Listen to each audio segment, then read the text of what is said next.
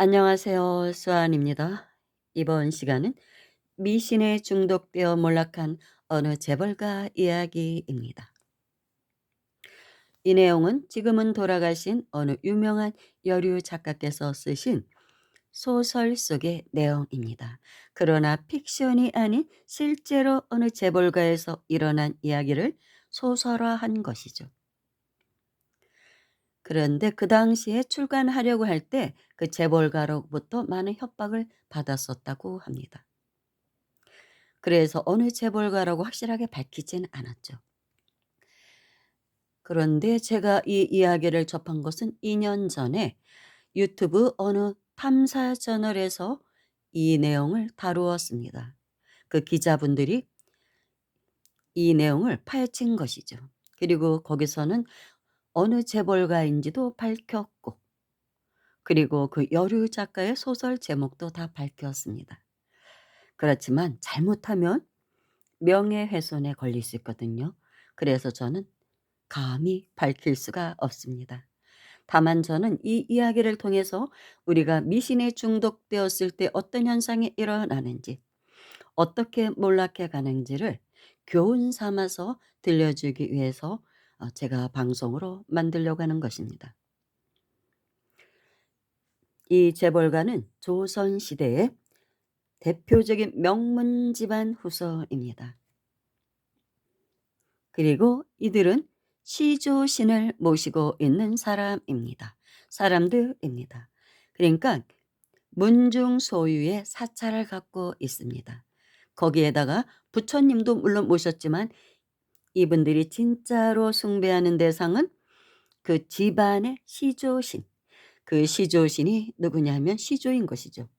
어느 문중이나 시조가 있잖아요. 고려 초에, 그러니까 왕건의 왕조에 큰 공을 세운 그런 분이었다고 합니다. 그렇지만 그분은 명예보다는, 어떤 관직을 얻기보다는 돌을 닦는 걸 즐겨했고, 그리고 실제로 도인이었다고 합니다.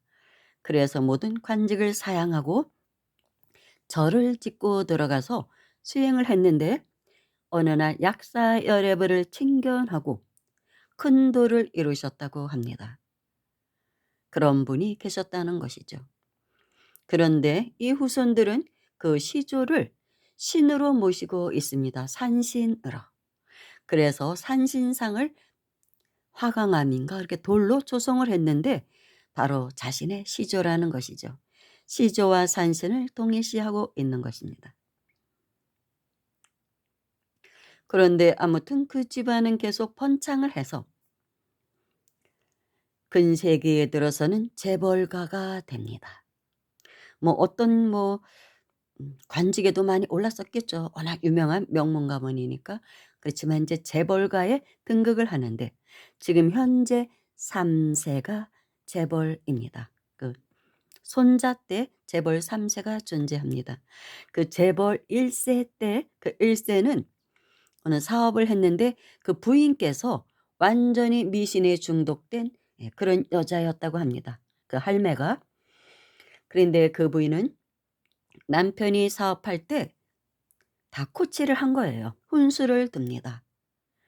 무속인들에게 점을 치고 또 그런 도사들을 좋아하고 그런 술사들을 옆에 끼고서 어떤 땅을 살 때 어떤 사업을 결정할 때 다 그분들의 의견을 들어서 결정을 했고, 그런데 묘하게도 그렇게 말을 들어서 했는데 이 집은 큰 부자가 됩니다. 남편이 막 불처럼 일어나니까 더욱더 거기를 신봉하게 되죠. 그게 사실은 불행의 시작이거든요. 그러니까 그들의 욕심은 계속 채워지게 됩니다. 그리고 그 2 대째에 와서 그 할매가 낳은 아들이 이제 제 2대 총수가 되는데 가장 번창할 때는 바로 2 대째입니다. 그리고 그 2 대에 해당하는 그 아드님은 우리나라 최고 학부를 나온 아주 천재급의 그런 명석한 두뇌를 가지신 분입니다. 그런데 어찌 됐는지 이분도 이 미신을 좋아했던 거예요. 그렇게 머리 좋으면 뭐 합니까? 집안의 풍이 그러니까. 그리고 아무튼 그분도 그런 식으로 미신을 숭상하고 또 불행한 일이 있는 것은 그 고려 시대의 그 시조신이, 시조에 해당하는 그 할아버지가, 조상 할아버지가 절을 짓고 수행을 했던 그 도량은 그 후에 조계종으로 편입이 됩니다. 조계종으로 편입이 되어서 계속 천년 고찰로 내려온 사찰이었다고 합니다. 그런데 이대째의 이 회장님이 욕심을 내서 그거는 우리 개인 절이다, 우리 문중 사찰이다 하면서 조계종을 상대로 법정 투쟁을 벌여서, 승소합니다. 재판에서 이겨요. 그래서 완전히 조계종에서 뺏어서 개인의 사찰로 소유하게 됩니다. 그리고 그 기자분들이 탐사저널에서 그 사찰을 보여주는데, 들어가는 입구에도 문중사찰이라는 그런 마크가 찍혀 있습니다. 암흑의 문중사찰. 사실은 거기서부터 더 큰 불행은 시작되는 것입니다. 부처님 도량에 부처님을 모시긴 모셨어요. 그렇지만 실제로 그들이 숭상하는 곳은 그 시조 할배, 그 가문의 조상의 할배의 산신으로 모시고 있고, 신으로 모시고 있고, 그 할배를 부처님은 별 관심이 없는 거예요, 사실은. 그리고 조계종의 천년고찰로 내려왔던 그런 사찰을 법적 투쟁을 해서 빼앗았다는 것. 그게 엄청난 업보라는 것을 그 회장님은 아마 몰랐나 봅니다. 술사들이 개입을 했겠죠. 근데 잘못 인도를 한 것입니다. 그렇게 공적인 사찰, 천년을 내려오기까지 얼마나 많은 신도들이 거기 가서 보시를 하고 기도를 했겠습니까? 이미 그것은 공적인 자산이지 개인 자산이 될 수가 없거든요. 돈이 없어서 사찰을 따로 짓지 못하진 않았겠죠. 엄청난 재벌인데. 다만 시조신이 지었던 절이니까, 그리고 그게 이어내려오면서 자신들이 그렇게 재벌이 되었다고 생각하니까 그것을 완벽한 자신의 소유로 만들고 싶었던 것입니다. 돈이 없어서 그랬을 리는 없죠. 얼마든지 절을 지을 수 있는데. 그때부터 사실은 불행이 시작되는 것입니다. 그래서 불행하게도 그분은 사실은, 기업이 망해서 법정 관리에 들어간 회사입니다. 이미 이제 부도는 났고, 그리고 그분의 아들, 그러니까 3대에 와서 큰 아들에게도 이제 후계자 수업을 시켰겠죠. 유학도 보내고. 아들들이 몇 명 있나 봐요. 그리고 이제 지금 뭐 둘째 아들이 물려받아서 사업을 계속하고는 있습니다. 법정 관리에 들어갔지만. 그런데 그 큰아들이 이 사업을 하기를 싫어했대요. 나는 사업가 체질이 아니다. 제발 저에게 사업을 하라고 하지 마십시오. 그렇게 간청을 했지만 그 2대 총수는 재벌 2세는 그걸 들어주지 않은 것이죠. 계속 욕심을 부려서 아들을 후계자로 만듭니다. 그리고 결혼도 일찍 시킵니다. 30대, 근데 30대 초에 이 아들이 갑자기 암에 걸려서 죽게 됩니다. 그런데 그럴 때도 그 할머니, 이 미신에 중독된 제1대 재벌의 부인은 병원 치료에 의존하기보다는 미신에 의존했다고 합니다. 그 책에는 그런 내용이, 저도 그 책 내용은 이렇게 인터넷을 통해서 나오고 있습니다. 그래서 대략만 읽어봤습니다. 완전히 미신적인 어떤 치료법, 먹는 것도 그렇고 그렇게 손자를 그렇게 합니다. 그래서 분명히 낫게 할 수 있다. 그리고 그 당시에 이 집안에 의탁해서 살던 그런 술사들이 반드시 내가 낫게 하겠습니다, 백일 기도를 해서 낫게 하겠습니다라고 그렇게 호언장담을 합니다. 그렇지만 그 손자는 고치지 못하고 결국 30대 초에 죽게 됩니다. 아들 둘을 낳고 둘째 아들이 돌잔치 할 때, 돌잔치 하는 날, 그날 눈을 감았다고 합니다. 얼마나 한이 맺혔을까요? 사랑하는 부인과 그 예쁜 두 아들 제대로 키워보지도 못하고, 그분은 돌아가셨다고 합니다. 그랬을 때 이 재벌 회장은 재벌 2세 그분은 깨달았어야 되는데 인생 무상을 깨닫고 정말로 모든 게 부질없다는 거. 그 부도 예. 아무튼 뭐 부도가 난 그런 재벌 회사이니까요. 그래도 지금도 존속은 하고 있어요. 많은 것을 정리를 했지만 근근히 명맥은 유지하고 있는 예 그런 예 기업체입니다. 그리고 계속 재기를 이제 꿈꾸는 것이죠. 지금도 엄청나게 예 그런 활동을 재개하려고 하시는 분입니다. 뭐 얘기하면 모르는 사람 하나도 없는 그런 재벌입니다. 아무튼 그런데 사실 제가 생각할 때는 그 일찍 세상을 떠난 그 아들, 일대로 볼 때는 손자. 그 사람이 바로 그 시조였던 그 할아버지, 도인이었던 분의 환생이 아니었을까 저는 그런 생각이 들더라고요. 그 집안을 제도하기 위해 태어난 아이죠. 어느 집안이나 욕심이 끝없이 그렇게 치달아가면 반드시 어느 대에선가는 그 집안을 제도하기 위한 그런 그러니까 자손이 태어납니다. 그리고 제도를 하게 됩니다. 집안이 망하든지 아니면 그 자손이 집안을 말아먹든지 그러면서 제도를 하기 시작합니다. 그런데 이 자손은 일찍 죽는 것을 보여줌으로써 그 집안을 제도하려고 했던 것이죠. 그리고 어쨌든 3 대째 들어왔을 때 집안이 망했으니까요, 사업이. 그러고 떠나는 것입니다. "모든 게 부질없으니 도나 닦아라." 아니 솔직히 뭐 그 사람들은 자신의 그 시조가 견성성불을 한 사람이라고 그렇게 추앙한다는데 견성성불에선 부처가 됐다는 거 아니에요.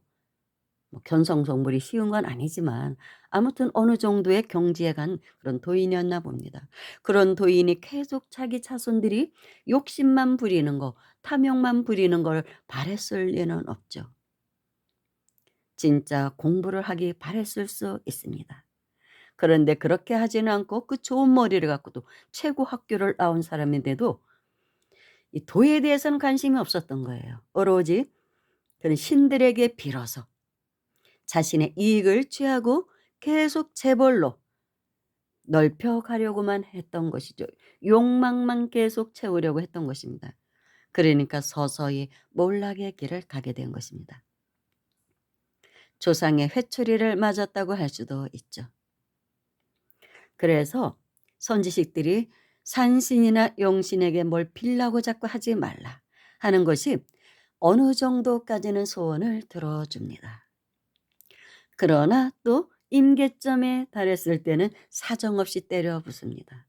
그래서 저희 스승님께서는 산신이나 용신이나 그런 존재들은 우리의 소원을 성취시켜주는 존재가 아니라 사실은 욕심을 제도하는 신들이다라고 말씀하셨습니다. 중생의 욕심을 다스리는 신들이라는 것이죠.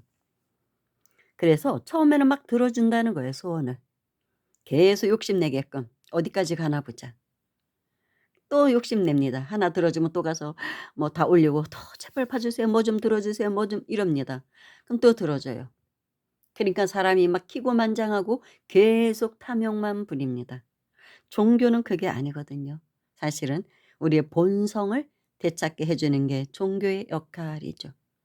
불생불멸 인과응보를 말하고 있는 것이 종교입니다. 우리는 죽지 않는 영원한 생명이고 그리고 우리는 이 사바세계는 까르마의 법칙, 인과응보의 법칙에 한치도 어긋남 없이 지배받고 있다는 것을 가르쳐 주는 게 종교의 역할입니다. 그래서 마음 공부를 하라고 하는 것이죠. 공덕을 짓고. 그런데 이분들은 뭐 물질적인 공덕은 지었을 수 있죠. 그렇지만 마음 공부는 안 한 것입니다. 도를 공부하지 않은 것이죠. 그러니까 법계에서 회초리를 맞게 된 것입니다. 그리고 이 집안에는 정치인도 있었습니다. 국회의원. 그런데 한 2년 전인가 그때쯤 예 그분도 어떤 비리에 연루되어 예 구속됐다고 나왔습니다. 탐사 저널에서 보니까 그렇게 나오더라고요. 근데 그런 식으로 가는 거예요. 하나하나 무너져 가는 것이죠. 사실 샤머니즘은 샤머니즘 나름대로의 역할이 있습니다. 이 무속인들은 사실 영매라고 하죠. 그래서 보이지 않는 세계가 있다는 것을 알려준 분들이 그분들이에요.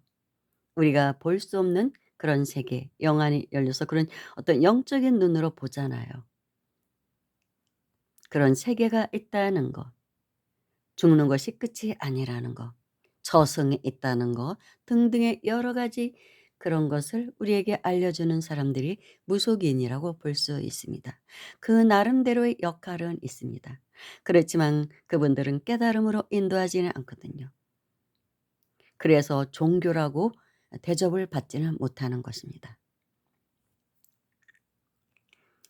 어떤 종교든 사입이냐 아니냐는 그 종교 단체에서 그 사람에게 법을 설하면서 나의 본성을 찾게 해주고 나는 죽지 않는 영원한 생명임을 알려주고 그 길로 가게끔 인도하지 못한다면 그럴 때는 이제 사입이라고 하는 것입니다. 그래서 또 부자가 3대 가기 어렵다는 것이 또 이런 이야기이기도 하죠.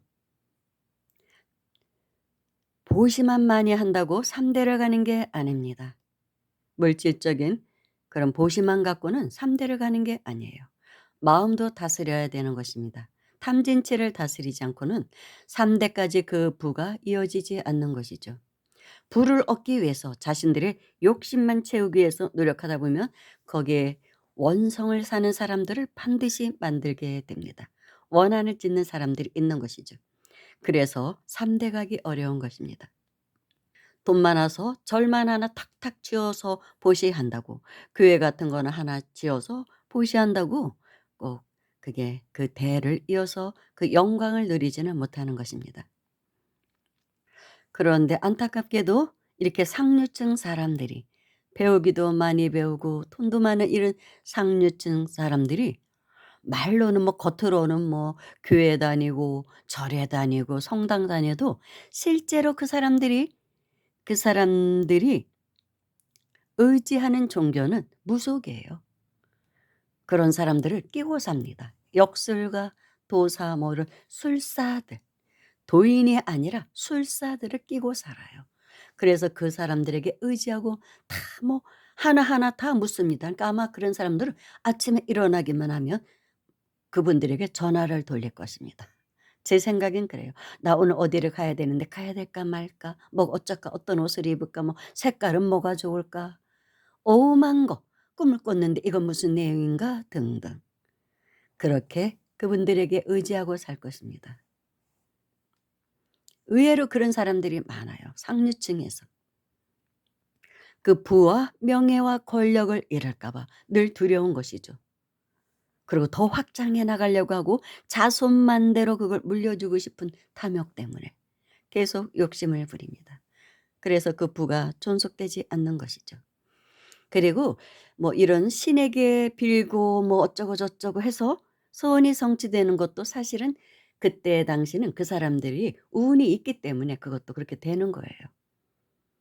그런데 그 운이 기울기 시작할 때는 20억 들여서 구슬하고 30억 들여서 구슬해도 절대로 그 무너져가는 집안을 막을 수가 없습니다.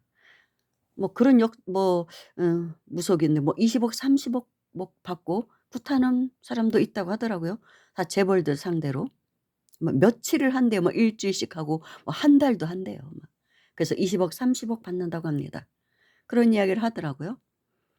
그래도 아무리 백날 그래 봐도 설사 전 재산을 주고 구슬해도 운세가 하락세로 갈 때는 멈추지를 못합니다. 그게 이 법계의 법칙이거든요. 그때는 뭐를 해도 안 돼요. 온갖 용을 써도 다 망하게 됩니다.